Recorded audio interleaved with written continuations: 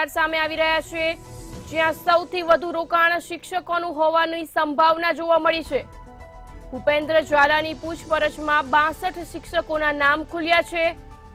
જિલ્લામાં CID crime તમામ એજન્ટોની તપાસ પણ કરશે।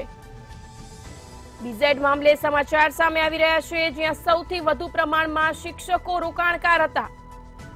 કરોડોના કૌભાંડી ભૂપેન્દ્ર ઝાલાની રિમાન્ડમાં અનેક રાજ ખુલશે। ડોક્ટર, એન્જિનિયર, પોલીસ અને વકીલના પણ નામ ખુલી શકે છે। બીઝેડમાં સૌથી વધુ રોકાણ શિક્ષકોનું હોવાની સંભાવના સામે આવી છે। ભૂપેન્દ્ર ઝાલાની પૂછપરછમાં 62 શિક્ષકોના નામ ખુલ્યા છે। જિલ્લામાં સીઆઈડી ક્રાઇમ તમામ એજન્ટોની તપાસ કરશે। આગામી સમયમાં વધુ ચોંકાવનારા ખુલાસા પણ સામે આવી શકે છે। કેટલી ઇલીગાલિટીઝ છે એની એક તપાસ થઈ રહી છે। એણે એક પોતાનું અલગ સર્વર ચાલુ કરેલું હતું। એ સર્વરના આધારે એમાં એણે જે પણ એન્ટ્રી કરી છે એનું એફએસએલમાં મોકલીને હવે લોકો એની તપાસ કરી રહ્યા છે। સાયન્ટિફિકલી એવિડન્સ બધા કલેક્ટ કરી રહ્યા છે। બેંક એકાઉન્ટમાંથી એણે અત્યાર સુધી 11,000 જેટલા અમારા ધ્યાન પર આવેલ છે તપાસ દરમિયાન કે 11,000 જેટલા ધારકો હતા કે જેમણે રોકાણ કરેલું હતું। તો એ સિવાય પણ કેટલા છે અને રોકાણમાં ક્યાં ક્યાં કેટલી ઇલીગાલિટીઝ થયેલી છે, કેટલા પ્રલોભનો આપેલા છે, કેવી રીતે પ્રલોભનો આપેલા છે, કોઈ એણે એની પોતાની વેબસાઇટ પરથી પણ જે પ્રલોભનો આપેલા હોય, કોઈ પેમ્ફલેટ્સ આપીને છપાવીને પણ આપ્યા હોય, તો એ બધા તપાસ અમે લોકો કરી રહ્યા છે। અને અલગ અલગ ટીમો બનીને અત્યાર સુધી પણ જેટલા બી ડોક્યુમેન્ટ્સ, ખાસ તો આ આખો ગુનો છે દસ્તાવેજી પુરાવાના આધારે તપાસ થઈ રહી છે। એમાં એણે ક્યાં ક્યાં કેટલું રોકાણ કરેલું હતું, કેટલા રોકાણમાં કેટલા હજુ એને ચૂકવવાના બાકી છે। અમારી આટલી તપાસ દરમિયાન લગભગ 95 થી 100 કરોડ જેટલા રૂપિયા એણે હજુ લોકોને ચૂક્યા નથી અને ફરિયાદીઓને અમે જે અપીલ કરી છે એ પ્રમાણે અમારી તપાસ ચાલુ છે। રોકાયો તો અને જે કીધું કે 11,000 લોકો ભોગ બનનાર છે, તો કઈ કઈ ડિસ્ટ્રિક્ટના છે અને અત્યાર સુધી કેમ સામે નથી આવી રહ્યા? ઘણા બધા લોકો હજી પણ સામે નથી આવ્યા। હા, એટલે ડિસ્ટ્રિક્ટમાં તો શું છે, મેઇન તો હિંમતનગર છે, અમુક મહેસાણાના છે, અમુક પાલનપુરના છે, અમરેલીના છે, આણંદના છે। એટલે આ લોકો સામે કેમ નથી આવી રહ્યા? અમે લોકો સામેથી એમની પાસે તપાસમાં અમારી અલગ અલગ ટીમો બનાવી છે। ઘણા બધા પીઆઈ ને પીએસઆઈ ને બધાને સામેલ કરીને અમે લોકો 2 ડીવાયએસપી આરએસ પટેલ અને અશ્વિન પટેલના સુપરવિઝનમાં, ઈઓડબ્લ્યુના એસપીના સુપરવિઝનમાં તપાસ ચાલી રહી છે। એટલે અત્યાર સુધી જે નથી આવ્યા એમને પણ અમે સામેથી એમના સ્ટેટમેન્ટ પણ લગભગ 101 ગીતાના લીધેલા છે। અને એ સિવાય પણ જેને પણ આમાં હજુ પણ કોઈ એમની પોતાના તરફથી કોઈ રજૂઆત કે કમ્પ્લેન હોય તો કરવા માટે પ્રોએક્ટિવલી અમે સામેથી એ લોકોના સ્ટેટમેન્ટ લઈને એમની પાસેથી ફરિયાદ લેવાની કાર્યવાહી કરી છે। 100 કરોડ આપવાના બાકી છે અત્યારે, અને જે પણ મિલકત વસાવી છે, કેટલી મિલકત, કયા કયા પ્રકારની મિલકત વસાવી છે? કારણ કે એવું પણ સામે આવ્યું છે કે એને અત્યાર સુધીમાં જેટલા રૂપિયા ભેગા કર્યા એની મિલકતમાં ઇન્વેસ્ટમેન્ટ કર્યા છે। કયા પ્રકારની મિલકત સામે આવી છે? મૂવેબલ ને ઇમૂવેબલ પ્રોપર્ટી આપણે જો ગણીએ તો લગભગ 101 કરોડ જેટલી મિલકત વસાવેલી છે। અને એ મિલકતમાં ઇમૂવેબલ પ્રોપર્ટી જે છે લગભગ 80 કરોડ જેટલી છે અને બીજી જે મૂવેબલ છે 20 કરોડ જેટલી છે। અને એમાં એ બધી પ્રોપર્ટી એ તો અમે તપાસ કરી રહ્યા છીએ, પણ એ સિવાય એના કુટુંબીજન જે કે એના નજીકના સગા, એના ફ્રેન્ડ સર્કલ, એ બધાની પ્રોપર્ટી પણ અમે તપાસના અમારા માટે એક અગત્યનું પાસું છે। એટલે દરેકે દરેક અમારા જે અધિકારીઓ છે, ટીમ છે, એની સાથે રહીને એની સિવાય એમના ફેમિલી મેમ્બર્સમાં પણ કોઈએ જે પ્રોપર્ટી લીધી હોય, જે આણે પોતે એ લોકોનો લાભ લઈને એમના નામે ખોટી રીતે લીધી હોય, તો એ પણ એક તપાસ કરી રહ્યા છે। ડિજિટલ કરન્સીની વાત હતી કે તેની પાસે 2,000 કરોડ બિટકોઇન છે, જે અત્યાર વાતો ચાલી રહી હતી। અત્યારે પૂછપરછમાં એની પાસે કઈ પ્રકારની કરન્સી છે, કેટલી કરન્સી છે, કેટલી કિંમત એની ગણી શકાય આપણે ડિજિટલ કરન્સીની વાત કરીએ? ડિજિટલ કરન્સી એક અત્યારે તપાસનો વિષય છે અને એની અમારે તપાસ સાયન્ટિફિકલી ચાલી રહી છે। બેન, જે પ્રકારે જ્યાંથી પકડાયો ખૂબ જ ચોંકાવનારું અમારા માટે પણ હતું કે આટલા નજીકથી એ હશે। ક્યાં ક્યાં ફર્યો હતો આટલા સમય દરમિયાન? એ શરૂઆતમાં તો બગલામુખી જે એમપી નું જે છે ત્યાં ગયેલો હતો અને ત્યાં તપાસ થઈ ચૂકી છે। એ સિવાય પછી એ રાજસ્થાનમાં ગયેલો હતો અને રાજસ્થાનમાં લગભગ 10 દિવસ રોકાયેલો હતો અને ત્યારબાદ એ જે રોકાયો છે એ આજે દેવાડા ગામેથી મળ્યો છે. દવાડા ગામેથી એ 15 થી 20 દિવસ એ ત્યાં જ રોકાયેલો હતો અને વચ્ચે વચ્ચે એની મુવમેન્ટ અહીંયા અમદાવાદ ને ગાંધીનગર ને એ રીતે થઈ રહી છે. એના ફાધરથી અને ત્યાં જે ફાર્મ હાઉસના જે વ્યક્તિ છે જે કિરણ ચૌધરી છે એની સામે આપણે ગુનો નોંધી રહ્યા છીએ કે પછી યસ એમાં એને જે કિરણસિંહ ચૌહાણ જેણે એને આશરો આપ્યો છે એમની સામે અમે અત્યારે કાર્યવાહી કરી રહ્યા છીએ. તજવીજમાં ચાલુ છે. મેડમ, એ રિમાન્ડ દરમિયાન પોલીસને સહયોગ આપે છે ખરો? રિમાન્ડ દરમિયાન સહયોગમાં શું છે કે શરૂઆતના તબક્કે તો ઘણું બધું એ છુપાવતો હતો, પણ અત્યારે હાલના તબક્કે ધીરે ધીરે અમે લોકો એની પાસેથી માહિતી મેળવી રહ્યા છીએ. આ કેસમાં એક મહિલા પોલીસ કર્મીનું પણ નામ ચર્ચાઈ રહ્યું છે કે જે એને મળવા જતી હતી જ્યાં તે રોકાયો હતો દસાડા ગામે જીવાડા ગામે. એ કોઈ તપાસમાં ખુલ્યું છે? કોઈ નામ, કોઈ મંગેતર? ના, ત્યાં જે મહિલા પોલીસની વાત આવે છે, અધિકારીની વાત આવે છે, એની પર્સનલ મેટર હતી કેમ કે એમની સાથે લગ્ન કરવાના હતા એવું આમના પ્રમાણે કહેવું છે. અને છતાં પણ એ મહિલા અધિકારીનો કોઈ ક્રિમિનલ રોલ આવશે અને મદદ કરવામાં અને આશરો આપવામાં તો ચોક્કસ એ દિશામાં એની સામે એક્શન લેશે. એ મહિલા અધિકારી જે છે એની મિલકત તપાસાય, કારણ કે એક વિષય એવો પણ આવ્યો હતો કે ભૂપેન્દ્રસિંહ ઝાલાએ મહિલા તમારી પીઆઈ જે છે એને બંગલો પણ ખરીદી આપ્યો. આ દિશામાં કઈ તપાસ કરી છે કે હવે કરવાના? હવે કરીશું ચોક્કસ. ફ્રેન્ચાઇઝી મેડમ, જે ફ્રેન્ચાઇઝી જે લોકો આ લોકો લીધી લગભગ 18 જગ્યાએ આપણે આવે છે અલગ અલગ જગ્યાએ ફ્રેન્ચાઇઝી લીધી, જે ફ્રેન્ચાઇઝી લીધી એનો પણ રોલ સીધી રીતે કહેવાય કે આની અંદર છે, તો એવા લોકોને આપણે બોલાવીએ છીએ. હા ચોક્કસ. એવા જેટલા બી એજન્ટો છે જેમણે સૌથી વધારે રોકાણ કર્યું છે અને સૌથી વધારે જેમનો રોલ છે એવા એજન્ટોને પણ અમે જોઈ લીધેલા છે અને એમનો પણ રોલ જેટલો પણ ક્લિયર થશે એટલો તરત જ એમની સામે એક્શન લેવાશે. એ આટલા દિવસ ફર્યો એની પાસેથી એને અલગ અલગ સિમ કાર્ડો ચેન્જ કર્યા. એ સિમ કાર્ડો કોના નામે ખરીદ્યા હતા એ કઈ ખબર પડી? ના, સિમ કાર્ડો તો એને સિમ કાર્ડ કરતા એ અમુક ટેકનિકલી પેલું ડોંગલ ને એ બધાનો યુઝ કરતો હતો, એટલે એ ડોંગલ એ બધું અમે લોકો આગળ એના જેટલા પણ મોબાઈલ છે જૂના છે અત્યારના એના ફેમિલી મેમ્બર્સના એની સાથેના એના ગ્રુપના જેટલા પણ હતા એના સ્ટાફમાં પણ જે બધા એના પ્યુનથી માંડીને જેટલા પણ એના કર્મચારીઓ ને એના એકાઉન્ટ સંભાળવાવાળા એ બધાની સાયન્ટિફિકલી એ રીતે અમે તપાસ કરી રહ્યા છીએ.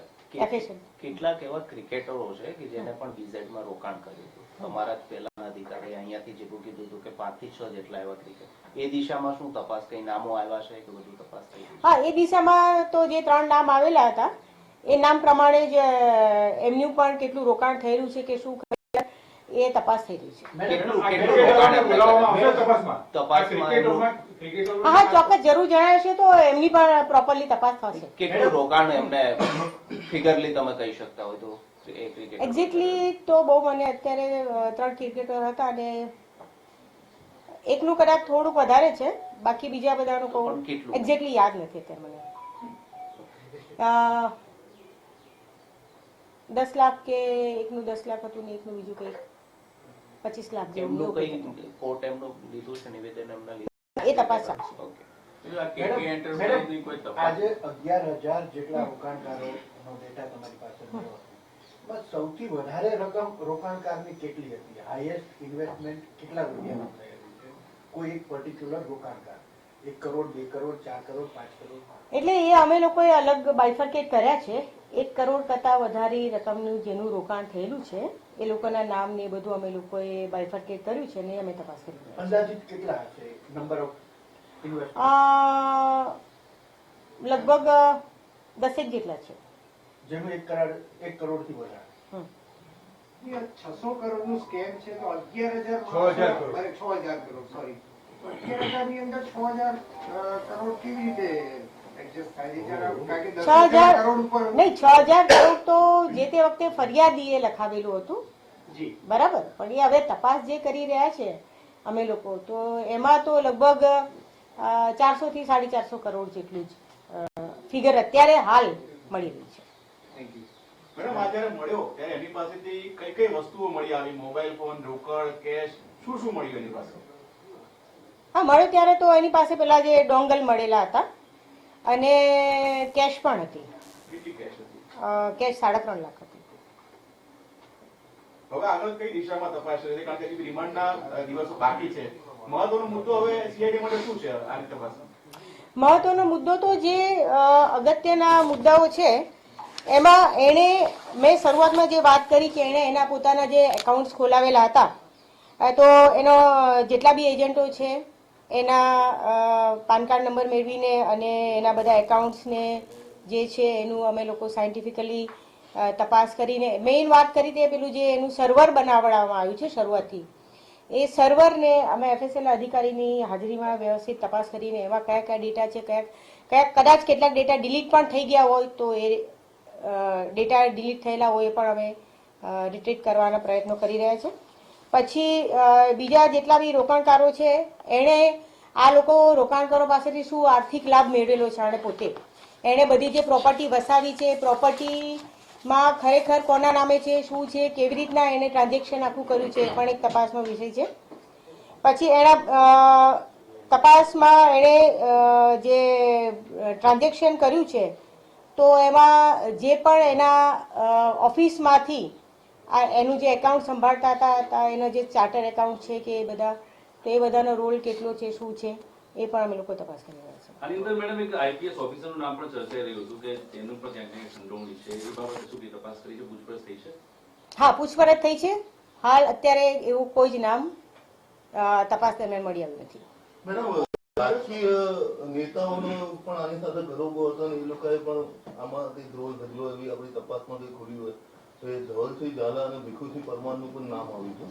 ના, અમારી હાલની તપાસમાં એવું ના, હાલની તપાસમાં એવી કોઈ બાબત ધ્યાન પર આવી નથી.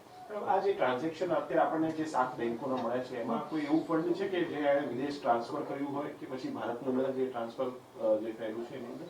ના, હાલ હજુ એ બાબત ધ્યાન પર નથી. મેડમ, આમાં શિક્ષકોએ મોટા પાયે રોકાણ કર્યું છે અને ક્યાંક ને ક્યાંક જોવા જઈએ તો તમારી જ જે કોર્ટમાં એફિડેવિટ છે એમાં 62 શિક્ષકોના નામનો કે 62 નો સંખ્યાનો ઉલ્લેખ છે. એ શિક્ષકોને તપાસમાં બોલાવવામાં આવશે, શું છે એમાં? મેં તમને કહ્યું પ્રમાણે અલગ અલગ ટીમ બનાવેલી છે અને બધી જ ટીમ અલગ અલગ પ્રકારે દરેક એંગલથી કોઈ એંગલ તપાસનો ફરિયાદનો બાકી નહીં રહી જાય એના માટે ટીમ બધી કાર્યરત છે. અને જેટલા પણ ભોગ બનનાર છે અને મેં તમને કહ્યું કે અમે સામેથી એ કદાચ પોતાની આઈડેન્ટિટી છુપાવતા કે ન આવતા કોઈ પણ કારણસર તો અમે સામેથી એ લોકોનો સંપર્ક કરીશું. એમને કોઈ ફરિયાદ કરે, કોઈ રજૂઆત હોય, એમને કોઈ પુરાવા આપવા હોય તો અમે સામેથી એ પ્રયત્ન કરી રહ્યા છીએ. મૂળ મેડમ મોડસ ઓપરેન્ડી શું હતી, કેવી રીતે લોકોને ભેગા કરતો અને કેવી રીતે ત્યાં ચેઇન ઉભી કરી હતી? મોડસ ઓપરેન્ડી તો એની એ જ હતી કે એ લોકો તમામને રોકાણ કરવા માટે જે લલચાવતા હતા એમાં એણે પેમ્પલેટ્સ બી બહાર પાડેલા હતા. એણે એની વેબસાઇટ પર અને એનું જે ગ્રુપ બનાવેલું હતું એજન્ટોનો, એ ગ્રુપમાં પણ એ બધું જે લોભામણી લાલચો આપ્યો અને 5 લાખ જેટલું કોઈ રોકાણ કરે તો 5 લાખના રોકાણ પર એને મોબાઈલ આપો, 10 લાખનું રોકાણ કરે તો એને કોઈ પણ બીજી કોઈ ટીવી કે એ રીતને કોઈ મોંઘી વસ્તુ આપવી અને જેટલા સબ એજન્ટો જેટલા બી રોકાણકારો જે પણ લાવે એને એટલું પર્સન્ટેજ 5% પર્સન્ટેજ આપવું કે સબ એજન્ટ આવે તો એને 2.25% એને એમાં આપવું, એ રીતે બધાને લલચાવતો હતો ને એ રીતે. વ્યાજ કે મૂડી એને સમયસર ચૂકવ્યા છે કે નથી ચૂકવ્યા? ના, ઘણાના બાકી છે પણ એ અમે હવે અત્યારે અમે તપાસ કરી રહ્યા છીએ. કેકે એન્ટરપ્રાઇઝની તપાસ કેમ બંધ કરવાની? કેકે એન્ટરપ્રાઇઝ સીઆઈડી ક્રાઇમ ખુદ એનો ફરિયાદી હતી, 3 ઓફિસ હતી. કેકે એન્ટરપ્રાઇઝ, હા, K K enterprise, HCD finance, R K enterprise, 3 હતી. એમાં કેકે એન્ટરપ્રાઇઝની તપાસ બંધ કરવાની. ને કેકે એન્ટરપ્રાઇઝ જેવું કઈ છે ને? હા, કેકે એન્ટરપ્રાઇઝ નું નથી, આરકે એન્ટરપ્રાઇઝ નું હોય તો એની પણ તપાસ ચાલુ છે. આની પાસેથી મોબાઈલ મળી આવ્યું છે? ભૂપેન્દ્ર પાસેથી મોબાઈલ એનો? હા, મોબાઈલ તો મળ્યો. આ 8 મોબાઈલ. ફરિયાદ BZ ફાઇનાન્સ એવી જ એક ફરિયાદ સરકાર તરફે નોંધાવી છે પાલનપુરની. એ તપાસ ક્યાં સુધી પહોંચી એ આરોપી હજી પકડાયો નથી. આમાં તો તાત્કાલિક સીઆઈડી ક્રાઇમે લુકઆઉટ નોટિસ જાહેર કરી હતી. એમાં હજી આવા પ્રકારનું કંઈ થયું નથી. શું થવાનું છે, કઈ રીતે તપાસ? ના, ચોક્કસ એમાં પણ હું જોઈ લઈશ. મારા ધ્યાન પર નથી અત્યારે, બહુ ક્લિયર વાત છે એટલે તમે ધ્યાન દોર્યું તો હું જોઈ લઈશ ને એમાં પણ ચોક્કસ આપણે પ્રોપર લાઈન પર તપાસ કરીશું. લોકલ પોલીસ સ્ટેશન ફરિયાદ લઈ શકે કે ના લઈ શકે, જો બી કોઈ અરજીઓ કરી હોય તો? હા, તો લઈ શકે ને. લોકલ પોલીસ આમાં ફરિયાદ નથી લેતી તો અરજદારે શું કરવાનું? નહીં, લોકલ પોલીસ સ્ટેશન જો દેખો, આ તો proper channel local police station ના લે તો એમણે એમના ડીવાયએસપી એસપી સુધી રેન્જ ઓફિસર પાસે પણ રજૂઆત કરવી જોઈએ કે અમારી ફરિયાદ આ લેવલ પર નથી લેવાતી.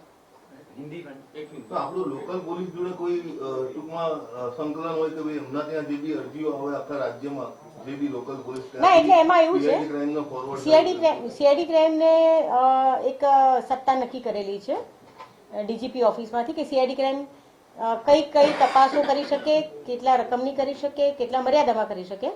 બાકી તો જિલ્લાનું તો એનું આખું વહીવટી તંત્ર છે જેનું સુપરવિઝન રેન્જ અધિકારી કરતા હોય છે, એસપી કરતા હોય છે. એટલે જ્યાં લોકલ કોઈને એવી રજૂઆત હોય તો એ લોકલ એસપી ને અને રેન્જ ઓફિસરને મળી શકે.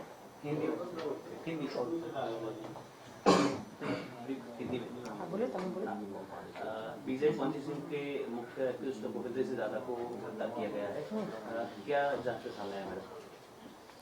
जांच में तो उसके पास से अभी जो हमने इन्वेस्टिगेशन के दौरान टोटल 11,000 जितने जो थे रोकाण करने वाले थे और उनके पास से जो उसका जो बैंक अकाउंट के हिसाब से उसने कहाँ प्रॉपर्टी ली है, कितना अभी उसका पेमेंट करना बाकी है और वो इन्वेस्टिगेशन के दौरान